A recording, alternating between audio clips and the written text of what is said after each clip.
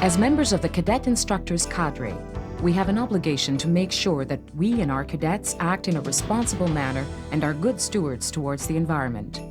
As examples of good citizens, we must look after the environment which sustains us. Legislation is in place to ensure that Canadians act responsibly towards the environment. Violations of this legislation have already caused the department and individual members to be charged. To provide direction on the environment for cadet activities, Cato 1108 Environmental Protection and Stewardship has been developed. Cato 1108 prescribes environmental policy for the CCO. It establishes procedures which implement federal environmental legislation.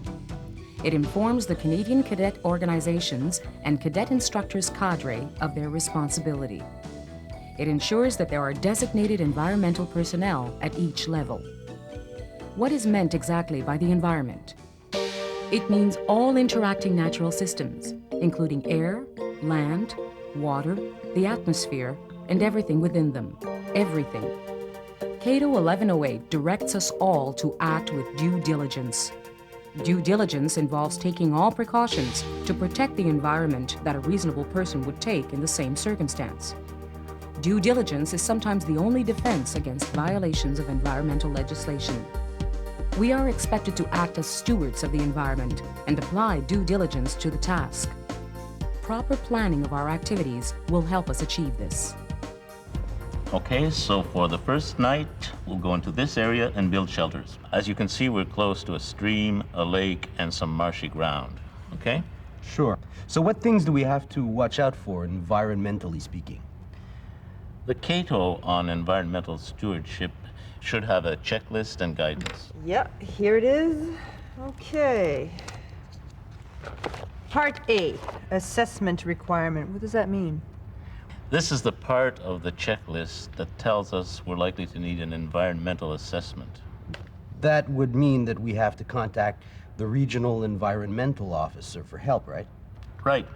If you'll call the landowner, we'll look over the rest of the questions.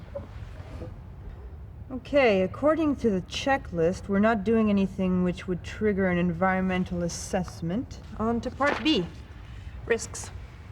Well, this part makes us think of possible places where we might harm the environment. Environmental damage takes many forms, including alteration of the terrain or contamination of the water, soil, or air. Watercourses attract abundant wildlife. Unpolluted water is essential to the healthy growth of flora and fauna, so the purity of our rivers, lakes, and groundwaters must be protected. Special care should be taken when near rivers so as to protect the vegetation, riverbanks, and fish habitat. By ensuring that we operate vessels in sufficiently deep water, not only do we protect the bottom of the vessels, but we also protect the aquatic life at the bottom of the river or lake. Bilge water can contain pollutants, such as oil, so it should be pumped into containers instead of overboard.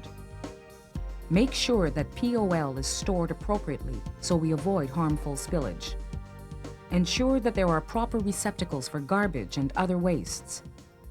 Okay, now that we know our main risk areas, what's next? Part C, planning. This will help us plan ahead and take all the necessary precautions. There are a number of precautions we can take, such as putting drip pans under vehicles and any materials which hold hazardous materials. Have a special spill kit on hand for the hazardous materials, such as POL. These kits can be obtained from the same place as the hazardous material. Cato 1108 explains the essentials of a spill kit. Brief your personnel on the area you will be in and any environmentally sensitive or limited areas.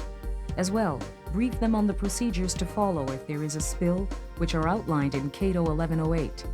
Always remember, safety comes first. By following the procedures laid out in Cato 1108, we will be well on our way to being duly diligent. Remember, there is no substitute for common sense. So, is that it? Well, that's it for the checklist. Can you think of anything else we should consider? Well, we'll have to be careful during the exercise. React quickly to any incidents which might happen, then make sure we report them. Now, if we could only count on the weather. Okay, let's turn to the schedule. There's a couple of things I'd like to check here. In this day and age, environmental protection is an important part of our supervisory duties. As CIC officers, we are dedicated to teaching the attributes of good leadership and citizenship, of which environmental stewardship is a part. Environmental stewardship is not so much a matter of law as it is a matter of survival. We must be sure to plan thoroughly all our activities. Well, I think we're done. And there's no substitute for good planning. Environmentally speaking, we've got this nailed.